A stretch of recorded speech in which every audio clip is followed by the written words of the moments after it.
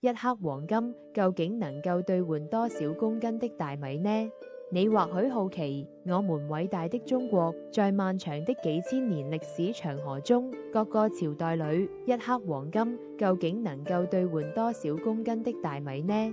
自去年以來，黃金價格飆升，以至於許多普通家庭都感到難以承擔。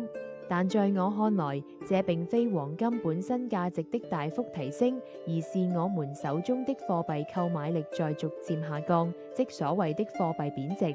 若你不信，且看下文所列的歷史數據，或許能讓你有所感悟。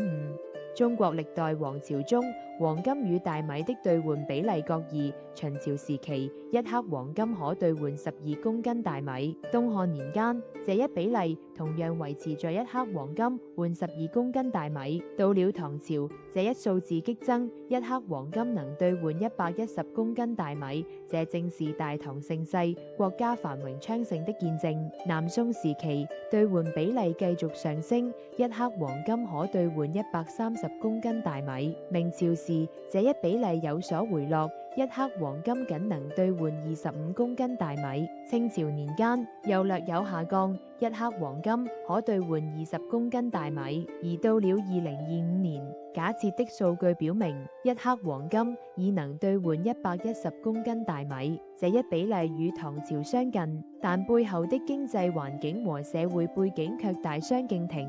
從這些歷史數據中，我們不難發現，黃金作為硬通貨，其價值在不同歷史時期雖有波動，但相對穩定；而大米作為生活必需品，其價格則更多地反映了當時社會的經濟狀況、貨幣政策以及人民的生活水平。因此，當你感受到黃金價格高昂、難以承受時，或許更應該思考的是，我們手中的貨幣是否真的還像過去那樣值錢？